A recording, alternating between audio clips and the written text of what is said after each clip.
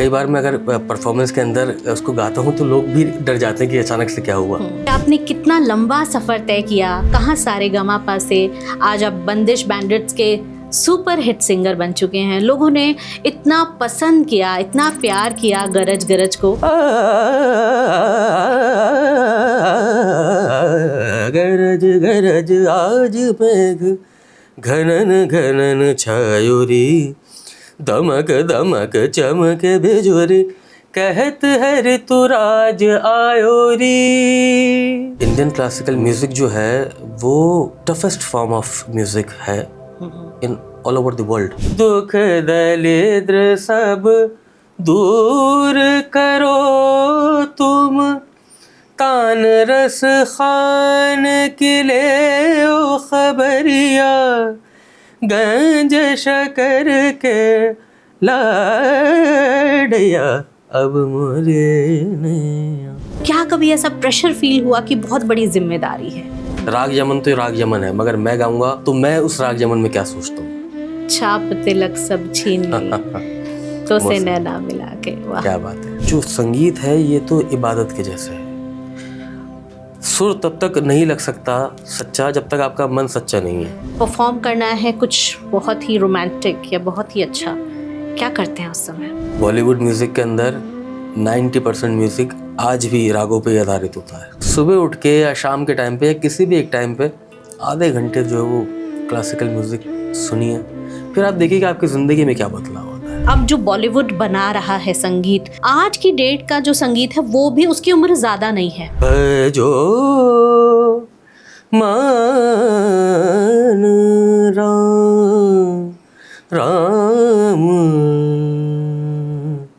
राम।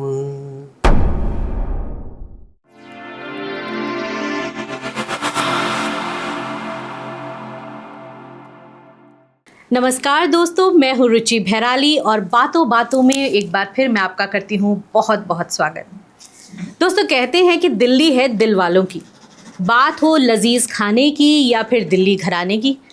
800 साल पुराना एक ऐसा घराना जहाँ पर सुर ताल सारंगी, कभी तबला कभी सितार और कभी मधुर संगीत, लगातार 800 सालों तक इस विरासत को संभालना बहुत ज़्यादा मुश्किल था, लेकिन इन मुश्किलों को आसान बना दिया एक ऐसे चिराग आज हमारे साथ बातों बातों में हैं दिल्ली घराना से, जिन्होंने ना केवल अपने आप को समय के साथ बदला भी, उन्होंने इस विरासत को बखूबी संभाला भी।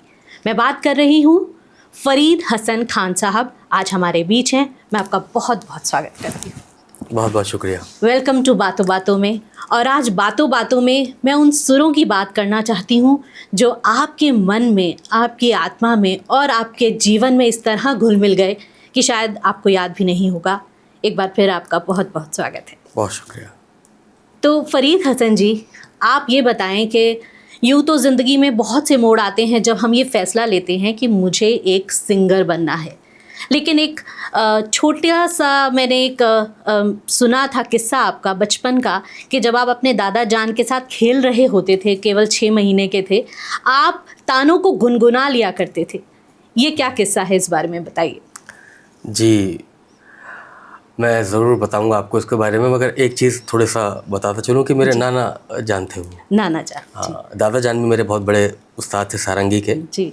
मगर ये किस्सा जो है ये मेरे नाना के साथ का है से जुड़ा है कि जब मैं पैदा हुआ तो मेरे से पहले 2 नाती उनके और पैदा हो चुके थे, मेरे दोनों बड़े भाई, और उनके अपने 3 बेटे हैं जी। मगर कुछ उनकी मोहब्बत मुझसे ऐसी हुई, ऐसा लगाव था कि जब मैं पैदा हुआ तो उन्होंने बोला कि मेरा चौथा बेटा है। वाह। तो वो जब गुज़रे तो मैं उस वक्त 2.5-3 साल का था, मगर मुझे मेरी माँ बताती हैं कि जब मैं 6 महीने का था तो वो मुझे अपने सीने पे लेटा लिया करते थे। और हमारे यहाँ तानों की क्योंकि बहुत प्रकार गाए जाते हैं, एक तान है शेर दहाड़ तान। शेर दहाड़ तान, तो उसमें बड़ा वो खूबी है और वो बड़ी फोर्स के साथ गाई बजाई जाती है। मतलब कई बार मैं अगर परफॉर्मेंस के अंदर उसको गाता हूँ तो लोग भी डर जाते हैं कि अचानक से क्या हुआ। मगर मैं रोता नहीं था उस तान को उनके गाने के बाद, बल्कि मैं उनकी तरफ मुतवज्जो होकर और देखता था कि क्या हुआ है। और वो गाते रहते थे और मैं सुनता रहता था, और पीछे पीछे जो भी था तो मैं उसको गाने की कोशिश किया करता था मेरी माँ के बताए हुए हिसाब से। तो मुझे ऐसा लगता है कि ये एक ईश्वर की, खुदा की एक देन थी कि उसको उन्होंने मेरे पैदा होते ही पहचाना, और शायद संगीत ने ही मुझे चुन लिया था। बिल्कुल सही कहा। ये आप उस्ताद नसीर खान जी की बात कर रहे हैं? जी, तान सम्राट उस्ताद नसीर अहमद खान साहब की बात कर रहा हूँ मैं। तो बस फिर उसके बाद जो है एक जुनून था, क्योंकि जब होश संभाला तो वो नहीं थे, तो मगर उसके बाद फिर घराने में उस्ताद इकबाल अहमद ख़ान साहब, उस्ताद ज़फ़र अहमद ख़ान साहब, मेरे वालिद उस्ताद निज़ामुद्दीन चिश्ती साहब, तो इन सब से तालीम जो है वो होती रही, सीखता रहा मैं। मगर ख्वाहिश वही थी कि वो जो नाना अब्बा ने बात कही थी कि ये भाई मेरा चौथा बेटा है, हाँ, साबित करना है तो कि बस मैं उसको बहुत काबिल हूँ। और हम ये देख पाते हैं कि आपने कितना लंबा सफ़र तय किया, कहाँ सारेगामापा से आज आप बंदिश बैंडिट्स के सुपर हिट सिंगर बन चुके हैं। लोगों ने इतना पसंद किया, इतना प्यार किया गरज गरज को, कि मुझे लगता है एक बार अगर उस बंदिश को सुन लिया जाए तो वो दिल से निकलने का नाम नहीं लेती। लगातार चाहे कोई इंसान गाना पसंद करता हो या ना करता हो, लेकिन अगर सुनना पसंद करता है तो वो समझ पाएगा कि वो कितना उसके अंदर प्यार है, दर्द है, और किस रूह के साथ उसको गाया गया है। मैं बहुत तारीफ़ करती हूँ और मुझे पर्सनली भी वो बहुत पसंद है। उस बारे में कुछ बताएं। दरअसल ये भी एक ऐसा फ़ैसला था कि शुरुआत में जिसको बहुत सपोर्ट नहीं किया गया मेरे घराने के अंदर, क्योंकि ये कहना कि भाई हमने तो गाना सीखा ही नहीं और हम गाना गा रहे हैं, बहुत आसान है। मगर एक नेशनल प्लेटफॉर्म पे जाके ये कहना कि भाई मैं एक ऐसे ट्रेडिशन से आया हूँ जो 800 साल से गाना गा रहा है, तो गुंजाइश नहीं रह गई। अब गुंजाइश नहीं रह गई ना कि भाई आपको ये चीज़ क्यों नहीं आती जी। भाई। वहाँ पर इंसान ने कहा कि मैं तो जो गा रहा हूँ बहुत अच्छा गाया आपने, मगर सर मैंने कभी गाना सीखा ही नहीं। तो यार बिना सीखे इतना गा रहे हो। अब यहाँ तो घराने के अंदर इतने बड़े बड़े उस्ताद हैं, तो आप उनके बीच में कह नहीं सकते कि जी सीखने का मौका नहीं मिला। पूरा परिवार ही उस्तादों का है। तो फिर उसके बाद एक वजह ये थी उसके पीछे कि मैंने सोचा कोई बात नहीं कि अगर मैं वहाँ गया और हो सकता है कि मुझे वहाँ पर बहुत सराहा ना जाए और कुछ कमियाँ या कुछ कर दी जाए, क्योंकि एक कंपटीशन होता है तो उसके अंदर हर चीज़ हो सकती है। तो मैंने कहा कोई बात नहीं, वो अगर ऐसा कुछ हुआ तो मेरी अपनी ज़ाती बेइज्जती मैं समझूंगा कि मेरी से कोई कमियां रह गई। सिखाने वालों ने तो बेशक उस्तादों ने कोई कमी नहीं छोड़ी सिखाने के अंदर, मगर ये जो क्लासिकल म्यूज़िक है ये दुनिया के सामने कैसा है, क्योंकि हमने तो इस म्यूज़िक को एक ऐसा एलियन म्यूज़िक बना रखा है कि हम कहते हैं कि भाई वो तो बहुत ही मुश्किल होता है और बस इसको एलियन से गाते हैं, एलियन से सुनते हैं और ये समझ में ही नहीं आता है कि क्या होता है। तो आम पब्लिक, आम जनता उससे दूर हो गई, डर गई, घबरा गई कि ये बड़ा मुश्किल है। हाँ, तो फिर दूरी हो गई। जैसे अभी आपने कहा बंदिश बैंडिट्स, वो टोटली क्लासिकल म्यूज़िक पर आधारित एक वेब सीरीज़ है और मुझे नहीं लगता कि किसी भी दूसरी वेब सीरीज़ से कोई कम है वो। बिल्कुल। और मुझे तो कहीं ना कहीं आपकी कहानी नज़र आती है कि वो नौजवान जो अपनी पहचान भी बनाना चाहता है और अपने घराने को भी बचाना चाहता है। बिल्कुल।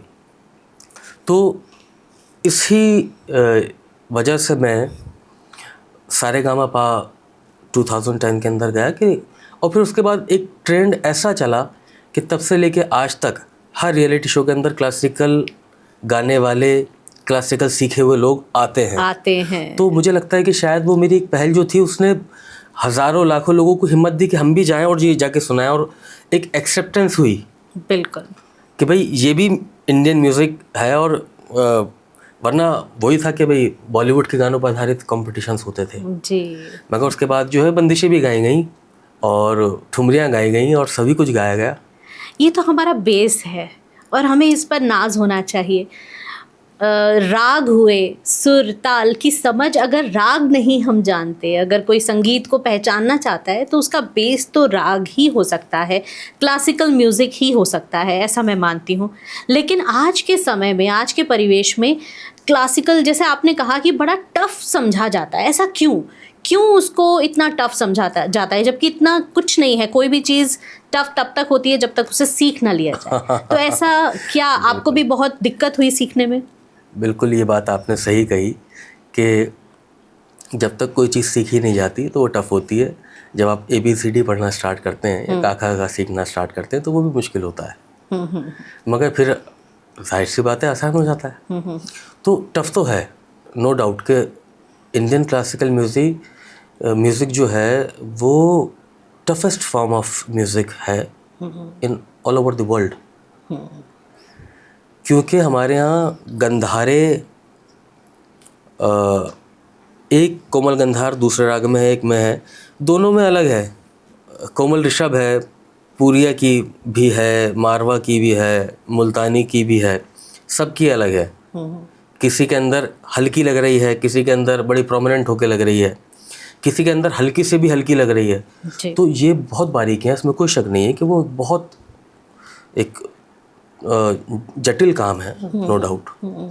मगर फिर जब आप उसे समझने लगते हैं तो फिर वो आसान हो जाता है, आनंद आने लगता है, मज़े आते हैं। और हमारा म्यूज़िक तो जो है वो नेचर से बना हुआ म्यूज़िक है।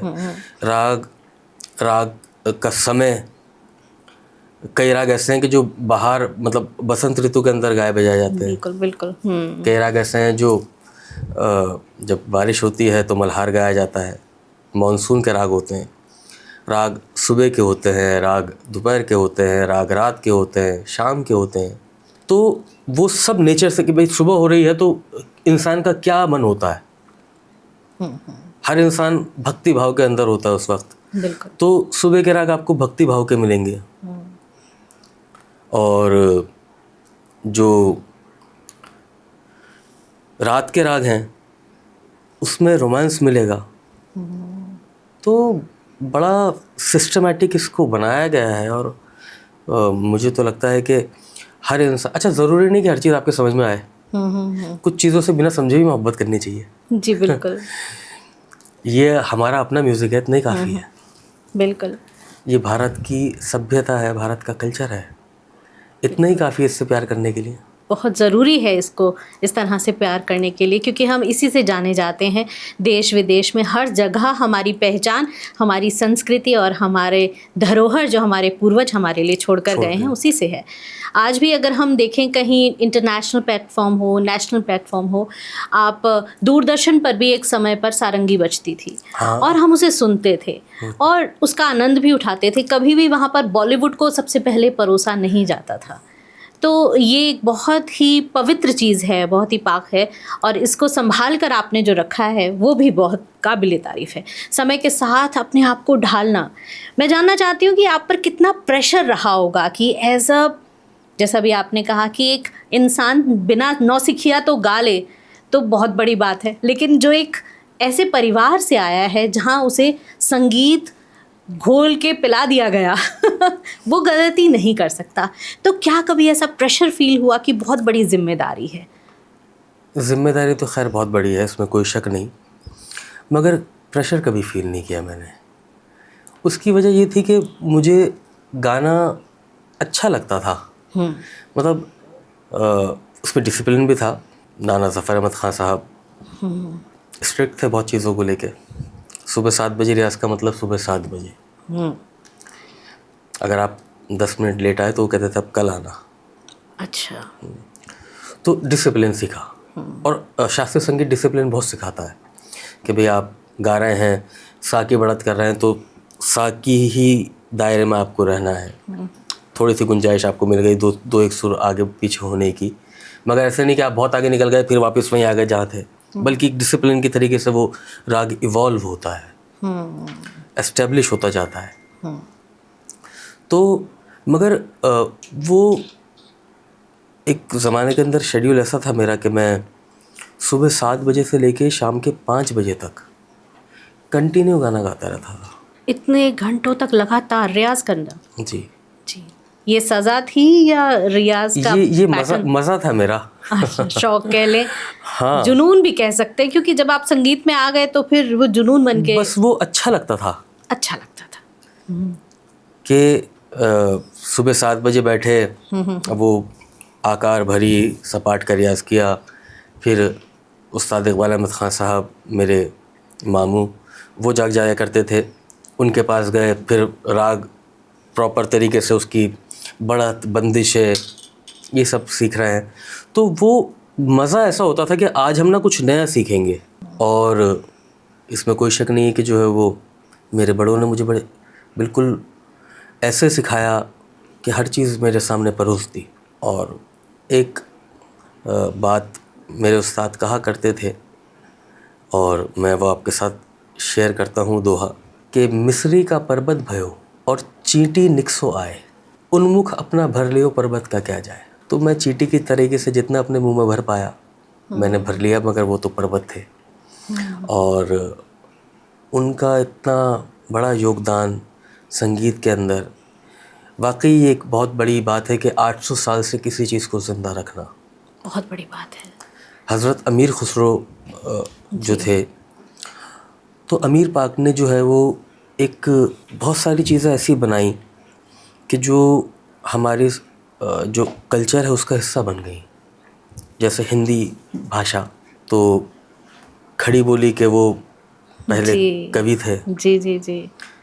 और लैंग्वेज उन्होंने एक ऐसी दी कि जो हिंदुस्तानी लैंग्वेज है, जिसके अंदर उर्दू भी है, हिंदी भी है, संस्कृत भी है, कुछ बिल्कुल। फारसी भी है, सभी के लिए वो आसान हो गई। बल्कि आज तो ऐसा हो गया कि हम इंग्लिश के वर्ड भी उसी में इस्तेमाल करते हैं। हाँ, और बड़े, और वो ऐसे याद भी हो जाते हैं, दोहे बड़े मीठे लगते हैं। हाँ, तो फिर उसके बाद वो एक ट्रेडिशन जो उन्होंने म्यूज़िक के अंदर लेके आए, कि जो ख्याल उन्होंने बनाया कि एक इंसान की अपनी इमेजिनेशन किसी चीज़ को लेके, राग यमन तो राग यमन है, मगर मैं गाऊंगा तो मैं उस राग यमन में क्या सोचता हूँ। छाप तिलक सब छीन ली तो से नैना मिला के। वाह, क्या बात है। तो एक इतना बड़ा दायरा वो दे करके गए बिल्कुल कि हर इंसान का अपना ख्याल है। तो जैसा आपने बताया कि छाप तिलक सब छीनी मुझसे नैना मिला के, कोई भी इंसान ये नहीं कहता कि यार ये बस मत गाओ यार, तो बोर हो गए सुनते सुनते। सालों से सुन रहे हैं, मज़ा आ रहा है, और हर बार अच्छा लग रहा है। हर बार अच्छा लगता है।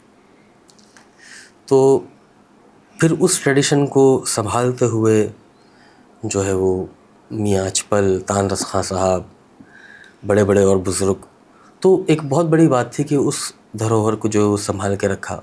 उस्ताद चांद खां साहब, उस्ताद नसीर अहमद खां साहब, उस्ताद हिलाल अहमद खां साहब, उस्ताद उमराव खां साहब, उस्ताद बुंदू खां साहब, मतलब इतने बड़े बड़े फ़नकार हुए घराने के अंदर। तो वाकई ज़िम्मेदारी तो ज़रूर थी, मगर हाँ प्रेशर नहीं, इनसे मोहब्बत थी, इनको सुनना, इनका करना अच्छा लगता है, आज भी अच्छा लगता है। और मुझे लगता है कितना प्यारा माहौल होता होगा घर पर, कि सुबह से लेकर शाम तक राग बज रहे हैं, और तानों का घराना है, तबला भी आप ही ने शुरू किया, तो इतना कुछ बज रहा है आसपास, तो कितनी भगवान की कृपा है आप पर। और कहीं ना कहीं वो पॉजिटिविटी तो चारों तरफ से आपके पास आ रही है। और फिर तो आप अगर वहाँ आए हैं, आपका वहाँ जन्म हुआ है, तो आप बहुत ही ब्लेस्ड चाइल्ड हैं। बहुत अच्छे कर्मों का ये नतीजा है कि ऐसे परिवार में आपने जन्म लिया। कोई शक नहीं इसमें। और आप ही समझिए ना कि वहाँ पे पता नहीं कितने हज़ारों घंटों का, लाखों घंटों का संगीत, क्योंकि अब तो ये साइंस ने प्रूव कर दिया ना कि जो आपने बोला है अब ये ख़त्म नहीं होता, ये कहीं जाके स्टोर हो जाता है। स्टोर हो जाता है। तो वो संगीत वहाँ पे स्टोर हो चुका है, तो वो संगीत का मंदिर है बिल्कुल, इसमें कोई शक नहीं। बिल्कुल बिल्कुल। उसके अलावा फिर बचपन से जो है वो ये सिखाया गया कि बेटा ये जो संगीत है ये तो इबादत के जैसा है। सुर तब तक नहीं लग सकता सच्चा जब तक आपका मन सच्चा नहीं है। पहले दिल को, अपने मन को सच्चा रखो, तब सुर लगेगा। और ये कितना मुश्किल है। बहुत मुश्किल है, मगर फिर इसमें संगीत सपोर्ट करता है आपको। क्योंकि मैंने जैसा बताया कि ये तो नेचर से बना हुआ संगीत है ना, तो नेचर के लिए तो सब बराबर होते हैं। बराबर है। आग जलाती है, सबको जलाती है, वो किसी से नहीं पूछती कि भाई मैं, तुम छोटे हो, बड़े हो, मर्द हो, औरत हो, वो सबके लिए बराबर है। पानी है, वो सबको बहा देता है। बिल्कुल हवा है, वो सबको उड़ा के ले जाती है। बिल्कुल। तो ये तो खैर उसकी मैं बात बता रहा हूँ। उसके अलावा नेचर से बनी हर चीज़, फूल की खुशबू सभी को आ रही है, सभी को आ रही है। सूरज की रोशनी सभी को जो है वो रोशनी दे रही है।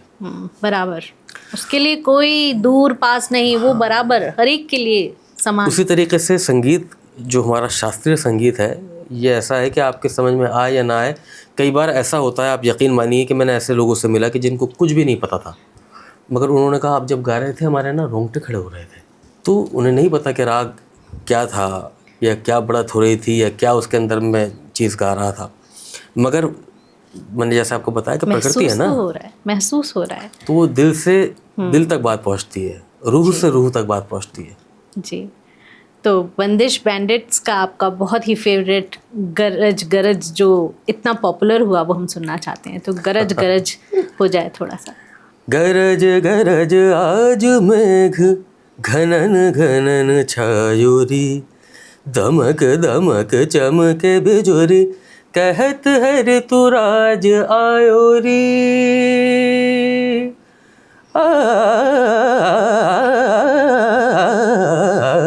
गरज गरज आज मेघ घनन घनन छायोरी, दमक दमक चमके बिजोरी, कहत है ऋतुराज आयोरी। इस रुत के संग रंगी हरित रंग में धरा, सब विहंग आज दंग देख रंग ये हरा। इस रुत में आज तू भी अंग अंग रंग ले, तार की झनकार छेड़ संग में मृदंग ले। घुमड़ घुमड़ काली घटा,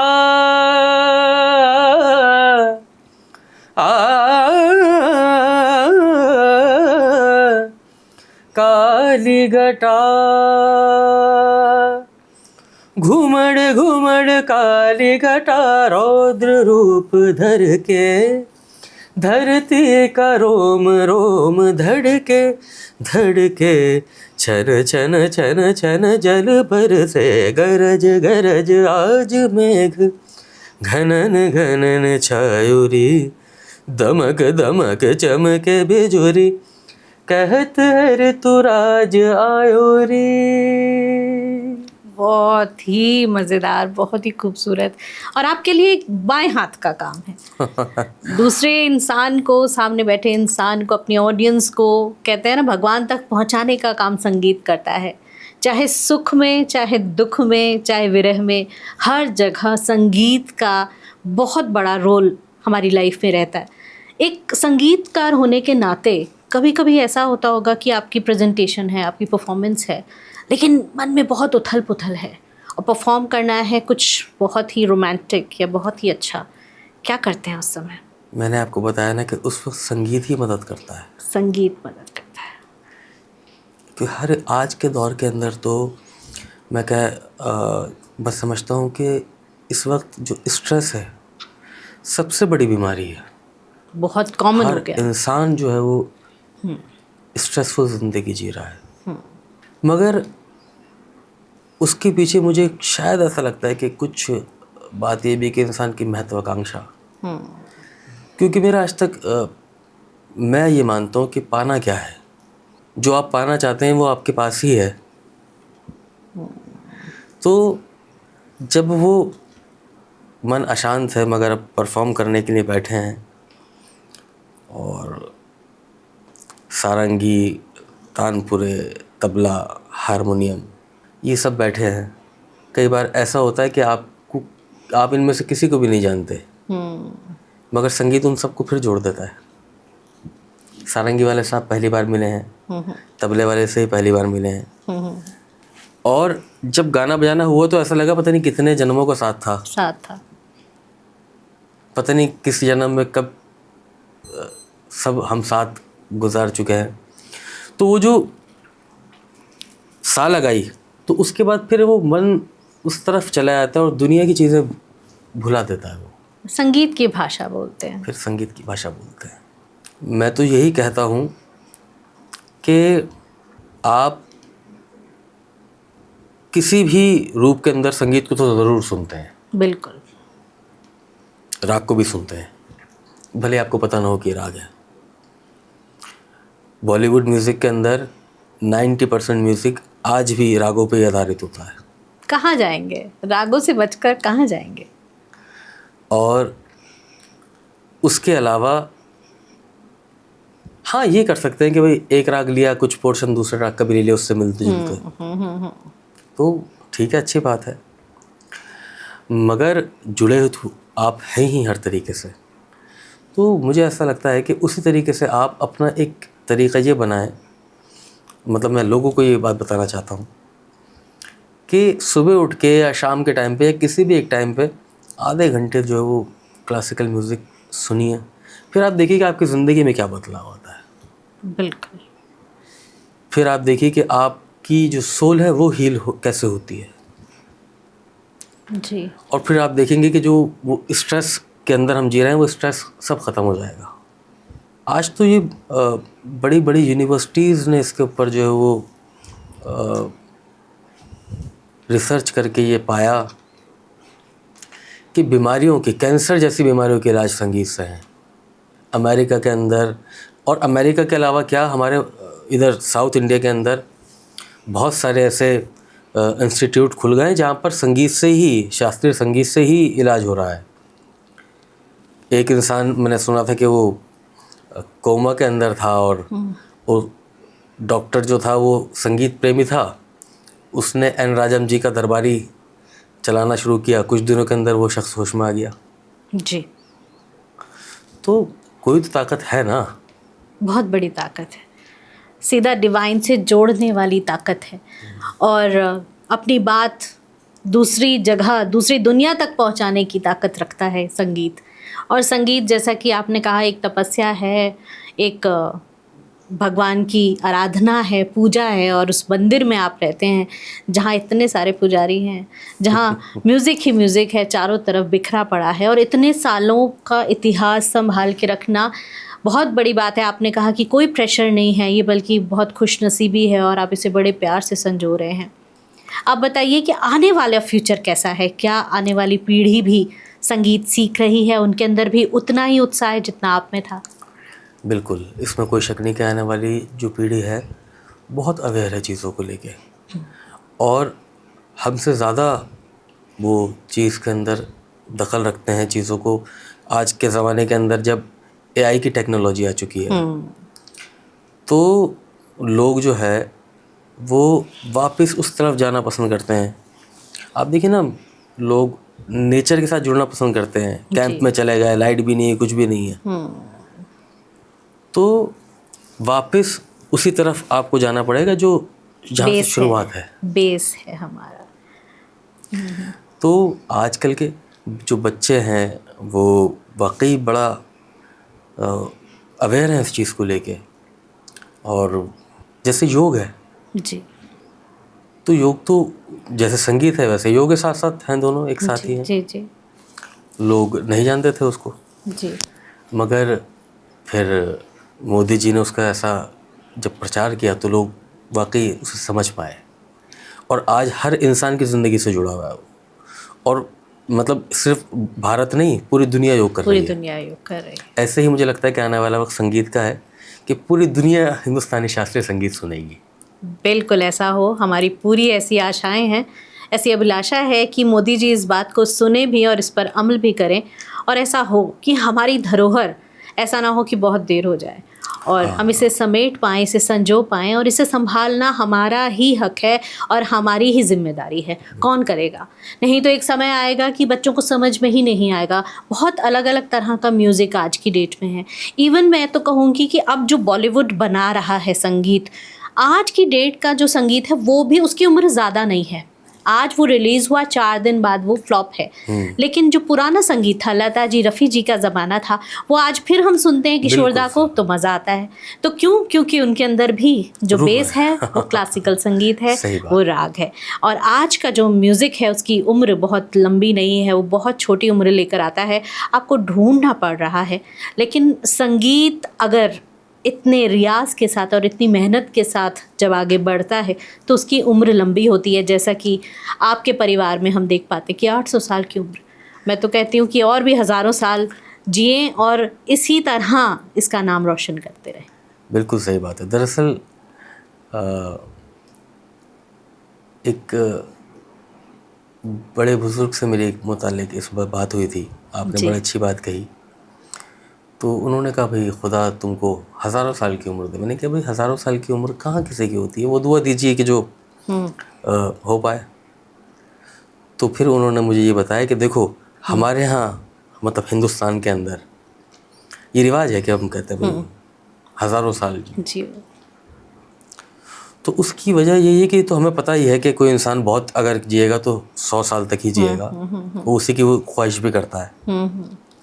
मगर उसके कर्म जो है वो हज़ारों साल जीते उसको हज़ारों साल तक जिंदा रखते हैं। बहुत बड़ी बात है, बहुत बड़ी बात कह दी। उसी तरीके से मैं ये आता हूँ कि मैं जितने भी मेरे पास सीखने आते हैं तो मैं उनको ऐसे नहीं कहता कि भाई बैठो रियाज करो ये करो, बल्कि वो मेरे साथ रहते हैं, अपना टाइम मेरे साथ स्पेंड करते हैं। जैसे मैंने अपना टाइम अपने बुज़ुर्गों के साथ स्पेंड किया। शाहगिर्द उस्ताद के शाह के इर्द गिर्द रहने वाला शाहगिर्द है। बहुत बड़ी बात है। तो जब वो मेरे साथ रहते हैं तो उनको खुद ही संगीत सीखना नहीं पड़ता, संगीत उनको खुद ही आ जाता है। और बच्चों को मैं देखता हूँ कि वो बच्चे के जो म्यूज़िक साथ में कर रहे हैं पढ़ाई के, क्योंकि आप ये समझिए कि सिर्फ ऐसा नहीं कि बड़े लोग ही जो है वो इससे त्रस्त हैं कि भाई स्ट्रेस है हमारी ज़िंदगी में, तनाव है बहुत। बच्चे भी हैं, बच्चे भी हैं, छोटे छोटे बच्चे हैं, इतना प्रेशर उन पर डाल रखा है, पढ़ाई का प्रेशर इतना डाल रखा है। तो ठीक है पढ़ाई बहुत ज़रूरी है, मगर उनके माँ बाप को चाहिए कि वो अपने बच्चों को जो है वो, आज तो बहुत आसान ज़माना है, यूट्यूब है, सुनाइए उस पर बच्चे को क्लासिकल म्यूज़िक, वो समझेगा और हल्का थोड़ा बहुत सिखाइए उसको। और ये हमारी भी जिम्मेदारी बनती है, क्योंकि शास्त्रीय संगीत वाले जो लोग होते हैं वो बहुत मतलब अपनी जड़ों से जुड़े हुए होते हैं, नई चीज़ों को पसंद नहीं करते हैं, मगर बदलाव जो है वो ज़िंदगी का एक हिस्सा है। जी जी, आपको वक्त के साथ चलना पड़ेगा। बिल्कुल। आज सोशल मीडिया का ज़माना है, आज एआई का ज़माना है, आज माइक्रोफोन्स का ज़माना है। तो माइक्रोफोन्स को समझना, उसकी नॉलेज जानना, ये भी इतना ही ज़रूरी है जितना संगीत सीखना ज़रूरी था। ये सोच आप ही की है आपके घर में या बाकी लोग भी ऐसी सोच रखते हैं? नहीं, मेरे पूरे घराने की सोच ये है। यही है।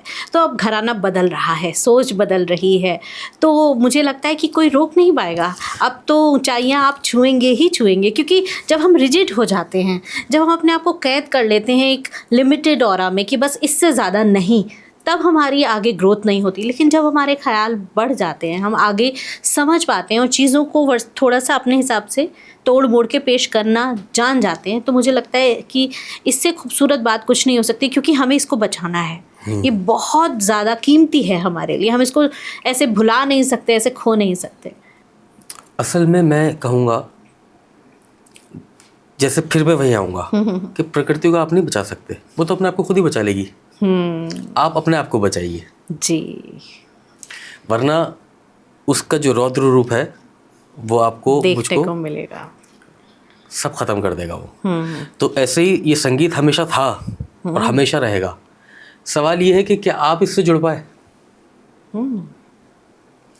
तो मेरे नाना तान सम्राट उस्ताद नसीर अहमद खान साहब, उन्होंने इस चीज़ को सबसे पहले ध्यान दिया कि वो जो एक ज़माना था जब एक गवैया गाना गा रहा है, 200-300 लोग सुन रहे हैं, तो नेचुरल इको के लिए गुंबद बनाए गए थे, मगर जब वहाँ पे लोग आए तो वो इको भी ख़त्म हो गई, वो गूंज भी ख़त्म हो गई।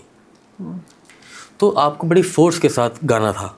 आज का ज़माना इतना एडवांस्ड है कि अगर वो गवैया चाहता तो 100-200 लोगों को आवाज़ बड़ी मुश्किल से सुना पाता।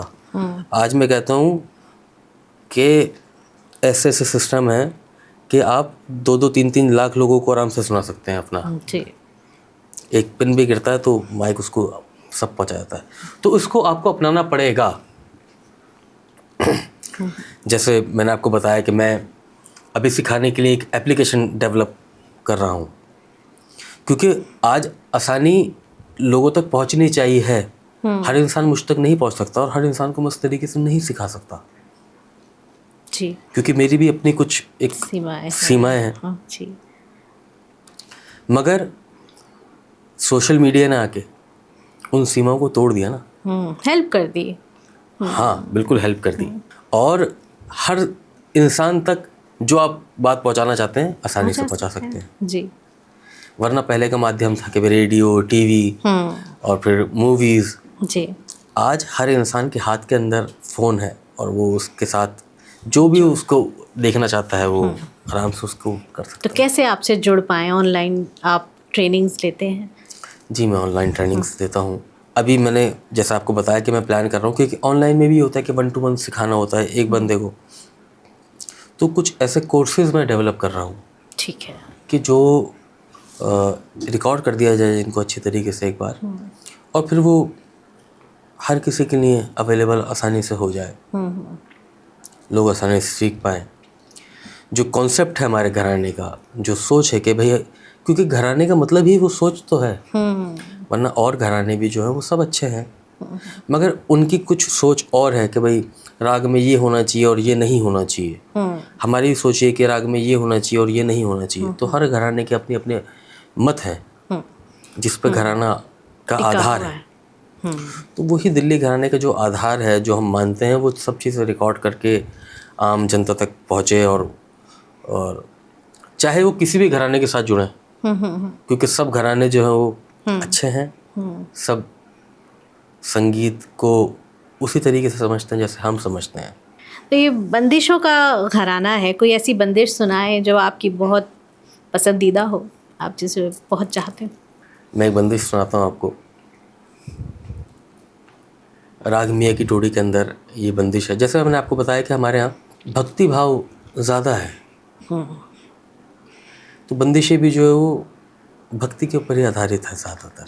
एक बंदिश हमारे यहाँ गाई जाती है राग भटियार के अंदर, विलंबित की ख्याल है। भजो मान राम जैसे बरो तेरो ज्ञान कर ध्यान। भजो मान राम राम राम। तो सुबह का राग है भटियार। तो जब सुबह हुई तो भजो मन राम जैसे बरो तेरो ज्ञान कर ध्यान। बहुत ही मधुर और बहुत ही शांति प्रिय, पूरा दिन बन जाए इसे सुनने के ऐसे ही जैसे मैंने आपको बताया कि मियाँ की टोड़ी की एक बंदिश है, वो मुझे बड़ी पसंद है। जी। अरे ना अब मोरे नैया पार करो तुम, हजरत निज़ामुद्दीन औलिया, अब मोरे नैया पार करो तुम, दुख दरिद्र सब दूर करो तुम, तान रस खान किले ओ खबरिया, गंज शकर के लाड़िया, अब मोरे नैया पार करो तुम। क्या बात। तो ज़्यादातर बंदिशें जो है वो भक्ति भाव की ही गाई बजाई जाती है हमारे यहाँ। और फिर जो चंचल प्रकृति की चीज़ें हैं वो भी गाई जाती हैं, मगर ज़्यादातर जो है वो भक्ति का ही है।